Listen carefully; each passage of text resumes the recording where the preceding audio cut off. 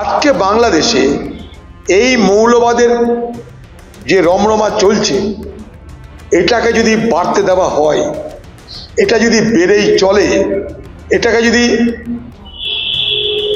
চেকমেটিংয়ে রুখার ব্যবস্থা না করা হয়, তাহলে এই বাংলাদেশ এবং এই বাংলাদেশের মৌলবাদীরা আগামী দিনে ভারতবর্ষের পূর্ব সীমান্তে এক ভয়ঙ্কর বিপদের সৃষ্টি করবে। কারণটা কি? একদিকে বাংলাদেশ, একদিকে মায়ানমার, আরেকদিকে উত্তর পূর্ব ভারত, সব মিলিয়ে কিন্তু পরিস্থিতি অত্যন্ত ভালনারেবল, অত্যন্ত কিন্তু মানে সেন্সিটিভ হয়ে আছে, অত্যন্ত বিপজ্জনক হয়ে আছে। আর এই মৌলবাদ প্রচার প্রসার করতে গেলে প্রথম যা দরকার তা হলো সরকারি যারা ক্ষমতা আছে তাদের প্রচ্ছন্ন মদত, পরোক্ষ প্রত্যক্ষ। বাংলাদেশে তারা যে মদত পাচ্ছে, পশ্চিমবঙ্গে এসেও তাদের কোনো অসুবিধা হচ্ছে না, কারণ এখানে তৃণমূল করলে, তৃণমূলের সঙ্গে থাকলে সব কিছু সুবিধা পাওয়া যায়। শেল্টার পাওয়া যায়, কার্ড পাওয়া যায়, রেশন কার্ড পাওয়া যায়, আধার কার্ড পাওয়া যায়, দেখতে পাচ্ছেন এখানে পাসপোর্ট পাওয়া যায়।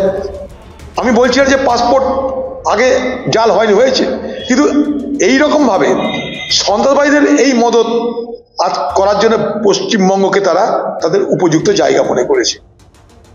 কারণ এখানে তো কোনো বাধা নাই কিছু করতে, এখানে ভোটে নিয়ে দরকার, এখানে অন্য কিছু আইন শৃঙ্খলা বলে কিছু নেই। আমি জানি না আসাম কি করে খবর পেল, কারণ আসামের পুলিশ হঠাৎ এত যোগ্য তৎপর পুলিশ হয়ে গেল কি করে আমার জানা নাই। আসাম পশ্চিমবঙ্গ সরকার মিলিয়ে তারা ধরছে জঙ্গি। আমাদের দেখতে হবে সেই জঙ্গি কত বড় জঙ্গি, প্রকৃততে তাদের পরিচয় কি আমরা কেউ জানি না।